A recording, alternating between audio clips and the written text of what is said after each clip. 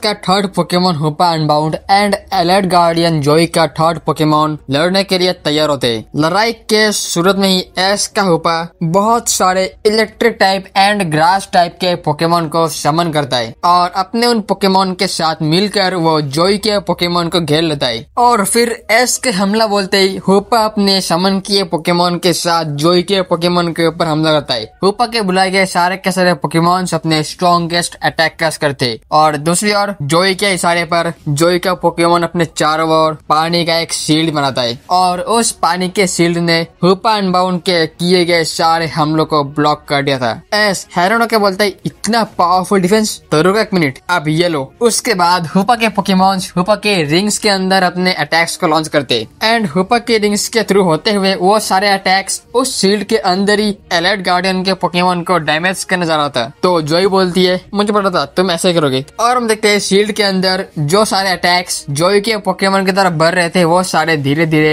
छोटे और कमजोर हो रहे थे और फिर वो सारे अटैक्स वहीं पर गायब हो जाते। जोई बोलती है मेरे पोकेमोन का जो ये डिफेंस है ये बाकी सारे डिफेंस से बिल्कुल अलग है। अगर तुम्हारे अटैक्स मेरे शील्ड को तोड़कर इसके अंदर आ भी जाते तो भी मेरे पोकेमोन तक पहुंचने से पहले वो सारे अटैक्स अपने आप ही खत्म हो जाएंगे। और ऐसा होता भी है। ऐसा अपने हुपा के साथ जितनी बार भी अटैक करता है वो सारे के सारे अटैक्स उस पोकेमोन तक पहुंचने से पहले ही खत्म हो जाते हैं। और जैसे ही जोई अपनी पोकेमोन का डिफेंस हटाता है तभी वो पोकेमोन एक बहुत पावरफुल मैसिव अटैक लॉन्च करता है और उस अटैक से हुपा और उसके समन किए सारे पोकेमोन बहुत ज्यादा डैमेज हो चुके थे। और फिर हम देखते हैं ऐसे बोलता है तो ठीक है हुपा चलो एक साथ लगातार हमले करते रहो। और ऐसा बोलते है जोई अपने पोकेमोन के ऊपर एक और बार उसका डिफेंस एक्टिवेट करवाता है। उसका पोकेमोन डिफेंस में बहुत ही पावरफुल था, उसके डिफेंस को तोड़ पाना एस के हुपा के लिए भी बहुत मुश्किल हो रहा था। तब हम देखते हैं एस थोड़ा मुस्कुरा कर बोलता है अब लगता है हमें उस स्पेशल अटैक करना होगा। तो फिर ठीक है चलो हुपा हमारे नए मूव को यूज करने का टाइम आ चुका है। और फिर हम देखते हैं एस का हुपा अपना एक रिंग आगे करता है और उस रिंग के अंदर ही हुपा के समन किए सारे पोकेमोन अपने अटैक्स लॉन्च करते हैं और हुपा खुद भी अपना एक बहुत ही powerful attack cosmic destruction beam उस रिंग के थ्रू पास करता है। इसका मतलब हुपा और उसके समन किए सारे पोकेमोन्स अपने अटैक्स को एक ही रिंग के थ्रू पास करते और हुपा ने अपनी बाकी रिंग्स को भी उसी रिंग के सामने प्लेस किया था और हर एक रिंग के थ्रू होते हुए हुपा और उसके समन किए पोकेमोन्स के अटैक्स जितना आगे बढ़ रहे थे उनके अटैक्स आपस में मर्ज हो रहे थे और पावरफुल बन रहे थे। और उसी बीच हम देखते हैं एस ने अपने गोल्डन क्रिस्टल का किया था अपने हुपा अनबाउंड के ऊपर। तो गोल्डन क्रिस्टल के पावर से भी उनके अटैक्स को और बूस्ट मिलता है और उनका ये कॉम्बिनेशन अटैक जोई के पोकेमोन के डिफेंस को चीरता हो जाता है। हालांकि यह अटैक उस पोकेमोन तक पहुंचने से पहले थोड़ा बहुत वीक हो चुका था बट फिर भी उसमें इतना पावर था कि उसने उस पोकेमोन को बहुत डैमेज कर दिया था। जोई के पोकेमोन को एक कॉम्बिनेशन अटैक लगते ही जोई का पोकेमोन बहुत ही डैमेज हो गया था, उसका ये डिफेंस उसके ऊपर से हट जाता है और ऐसा बोलता है हुपा अभी मौका है यूज करो उसके ऊपर लगातार अटैक का। एस का हुपा अपने हाइपर स्पेस फ्यूरी अटैक को यूज करता है। हुपा के हाइपर स्पेस फ्यूरी के साथ हुपा के समन पोकेमोन्स अपने ग्रास टाइप और थंडर टाइप अटैक्स करते हैं। अपने इन्हीं अटैक्स करके एस ने जोई के पोकेमोन को काफी हद तक डैमेज कर दिया था। और फिर हम देखते हैं जोई बोलती है तो एस अब लगता है मेरा पोकेमोन अपना डिफेंस यूज नहीं कर पाएगा, हालांकि अब वो यूज करने वाला है अपने अटैक्स को, चलो हमला करो। फिर जोई के पोकेमोन जो कि अपने डिफेंसिव स्टाइल में लड़ रहा था अब वो अटैक्स करना शुरू करता है। उसके वाटर टाइप मूव्स बहुत ही पावरफुल थे और क्योंकि हमें पता है जोई के एबिलिटी के कारण उसके पोकेमोन्स के अटैक्स और भी पावरफुल हो रहे थे तो अपने उन पावरफुल अटैक्स से वो हुपा अनबाउंड और उसके समन पोकेमोन्स को डैमेज करता रहता है। एंड उसके काउंटर में एस भी अपने हुपा के साथ जोई के पोकेमोन को डैमेज कर रहा था। जोई के पोकेमोन के ज्यादातर हमलों को एस का हुपा अपने रिंग के थ्रू उसके ऊपर यूज करता है एंड जब हमला करने का टाइम आता है तब हुपा अपने समन्ड पोकेमोन के साथ मिलकर चारों ओर से अटैक करते हैं। और क्योंकि जोई के पोकेमोन को उन लोगों ने इससे पहले ही डैमेज कर दिया था तो पावर की कमी होने के चलते वो पोकेमोन अपना डिफेंसिव मूव यूज नहीं कर पा रहा था। अब वो बस अपने छोटे मोटे डिफेंस का यूज करता है जिससे वो एक टाइम पर 3 या 4 मूव्स को ही डॉच करता है और बाकी के मूव्स उसके ऊपर लगते हैं। फिर हम देखते हैं जोई अपना एक और पावर यूज करती है, वो बोलती है अब टाइम है फाइनल मूव का एंड जोई का पोकेमोन अपना फाइनल अटैक रेडी करता है। तो ये देखकर एस भी बोलता है हाँ और हमें भी अपना फाइनल अटैक यूज करना होगा, चलो हुपा टाइम हो गया है। और फिर एस अपने हुपा के साथ उसी अटैक को दोबारा करता है। हुपा अपने रिंग्स के थ्रू अपने और अपने समर्ड पोकेमॉन्स के अटैक्स को पास करता है, जहाँ पर उसने दोबारा अपने गोल्डन क्रिस्टल का किया था और उसी मूव को वो यूज कर देते। दूसरी ओर से जोई का पोकेमॉन का अटैक भी इनकी तरफ बढ़ रहा था। दोनों पोकेमॉन्स के अटैक्स टकराते हैं और एक बहुत बड़ा धमाका होता है। एंड जैसे ही धमाका साउंड होता है, हम देखते हैं हुपा और उसके समर्ड पोकेमॉन सारे हार चुके थे, लेकिन दूसरी ओर जोई का पोकेमॉन अभी भी टिका हुआ था। तो ये देखकर एस को शौक लगता है। फिर एस बोलता है, हुपा तुमने काफी अच्छा फाइट किया, चलो अब थोड़ा आराम कर लो। और इसके बाद एस बाहर निकालते हैं अपने ल्यूक म्यू को। हम देखते हैं इस बार ल्यूक म्यू का साइकिक पावर्स और भी ताकतवर बन चुका था। वो अपने साइकिक पावर से उस पोकेमॉन को कंट्रोल करता है और उसको उठाकर जोर से जमीन पर फेंकता है। और फिर ल्यूक म्यू और एलाइड गार्डियन के पोकेमॉन के बीच लड़ाई शुरू होता है, जहाँ पर ल्यूक म्यू अपने आप को कुछ और पोकेमॉन्स में ट्रांसफॉर्म करता है। और यह ट्रांसफॉर्मेशन ल्यूक म्यू एक टाइम पर 2 पोकेमॉन में कर पा रहा था। और उसके पास एक और काबिलियत था, वो जिस भी पोकेमॉन में ट्रांसफॉर्म होता है उस पोकेमॉन के टाइपिंग के साथ साथ वो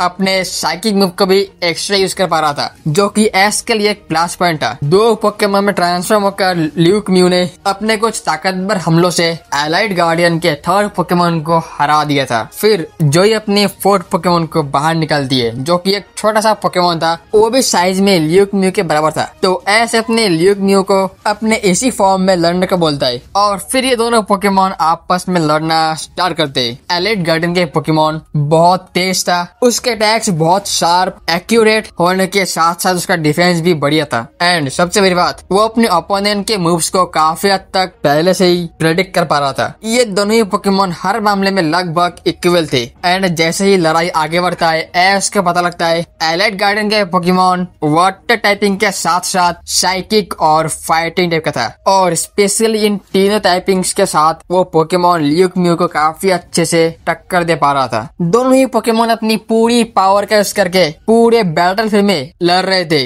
बैटलफील्ड में जमीन पे, पानी के अंदर, आसमान में, हर जगह पे ये दोनों पोकेमॉन लड़ रहे थे। इस लड़ाई को देखकर लग रहा था हाँ, दोनों फाइटर्स आपस में लड़ रहे। काफी टाइम तक लड़ने के बाद दोनों पोकेमॉन सब थकने लगते, तो एस अपने ल्यूक म्यू को शैडो एनर्जी ट्रांसफर करता है। एंड शैडो एनर्जी मिलते ही ल्यूक म्यू दोबारा लड़ना शुरू करता है। लेकिन दूसरी ओर जोई के पास ऐसा कुछ नहीं था, तो उसकी पोकेमॉन ऐसे लड़ रहा था। हालांकि जोई का जो पावर था उसने उसके पोकेमॉन के अटैक्स को बहुत इंक्रीज कर दिया था। और इसी चीज को ध्यान में रखते हुए एस अपने ल्यूक म्यू को बोलता है अपने बाकी अटैक्स के साथ साथ वाटर टाइप अटैक्स को यूज करने को। एंड ल्यूक म्यू के सारे अटैक्स के साथ ल्यूक म्यू यूज करता है वाटर टाइप अटैक्स को, और ये अटैक्स ज्यादा पावरफुल थे, जिससे वो अपने अपोनेंट पोकेमॉन को अपने से थोड़ा दूर कर पा रहा था। और उसी टाइम के अंदर वो अपने सुपर इफेक्टिव मूव जैसे थंडर का यूज करके उस पोकेमॉन को डैमेज करता है। एस का ल्यूक म्यू एक ही टाइम पर जोश और होश दोनों के साथ लड़ रहा था। कुछ टाइम बाद जब दोनों पोकेमॉन थोड़ा रुकते, तब दोनों पोकेमॉन के ट्रेनर्स बोलते तो अब चलो फाइनल मूव करते। तो ये सुनकर दोनों के दोनों पोकेमॉन अपना फाइनल अटैक करने के लिए तैयार होते। जोई की पोकेमॉन अपना फाइनल मूव एक्वा जेट को लेकर आगे बढ़ता है। ये एक्वा जेट बाकी सारे अटैक से बहुत पावरफुल था। तो इस हमलों को देख के एस बोलता है चलो अपना special move giant aura strike. And इस अटैक के बनाने में एस भी अपना ऑरा यूज करता है। एस का लुकारो का ऑरा, म्यूटू का साइकिक पावर एक साथ मिलकर बनाते हैं एक जाइंट ऑरा स्ट्राइक का। जैसे ही ल्यूक म्यू अपना ये अटैक लॉन्च करता है, वैसे एक्वा जेट इस अटैक से टकराता है और इससे एक बहुत बड़ा धमाका होता है। इस धमाके के इम्पैक्ट में एस का ल्यूक म्यू भी आ चुका था, जिससे दोनों पोकेमॉन को इक्वली डैमेज होता है। और इस इम्पैक्ट को दोनों में से कोई भी पोकेमॉन सह नहीं पाता, दोनों पोकेमॉन हार जाते हैं। एंड ये होता है एक टाई। एस बोलता है एलाइड गार्डियंस के खिलाफ लड़ाई में मेरे ज्यादातर फाइट्स टाई हो रहे। तो जोई बोलती है हाँ, क्योंकि तुम भी अब हमारे लेवल तक पहुंच चुके हो, तो एस लड़ाई खत्म करने का टाइम आ चुका है। एस बोलता है हाँ, तो चलो इसे खत्म करते हैं। और फिर जोई अपना 5th पोकेमॉन एंड एस अपना 5th पोकेमॉन बाहर निकालता है। जोई के 5th पोकेमॉन के खिलाफ लड़ने वाला था एस का 5th पोकेमॉन फ्यूजन ड्रैगन। जोई बोलती है मुझे तो लगा था तुम अपने आर्कियस को बुलाओगे और अपने फ्यूजन ड्रैगन को आखिरी के लिए बचा के रखोगे। तो एस बोलता है जैसे कि आप लोग हर बार कुछ अनएक्सपेक्टेड करते हो, वैसे मुझे लगा मैं भी कुछ ऐसे करके देखता हूँ, और इसीलिए मैंने अपने फ्यूजन ड्रैगन को थोड़ा पहले बुला लिया। तो चलिए फाइट को खत्म करते। और फिर एस का स्ट्रॉन्गेस्ट पोकेमॉन फ्यूजन ड्रैगन लड़ाई शुरू करता है जोई के 5th पोकेमॉन के साथ। दोनों पोकेमॉन के बीच घमासान लड़ाई चल रहा था। दोनों पोकेमॉन से बहुत देर तक लड़ रहे थे। फ्यूजन ड्रैगन अपने काफी सारे attacks divine flame, dark destruction beam energy blast, cosmic shock, teleportation का यूज करके अचानक से हमला करना, ये सारे पैतृस करता है। और क्योंकि जोई के पोकेमोन का डिफेंस पहले से स्ट्रॉन्ग है तो इसीलिए वो फ्यूजन ड्रैगन के इन सारे हमलों को भी सर्वाइव कर लेता है। एंड इसी के साथ साथ उसने फ्यूजन ड्रैगन के ऊपर भी काफी सारे हमले किए थे। हालांकि एस के फ्यूजन ड्रैगन को लड़ाई को जल्दी से जल्दी खत्म करना पसंद है तो वो अपने पूरी पावर का यूज करके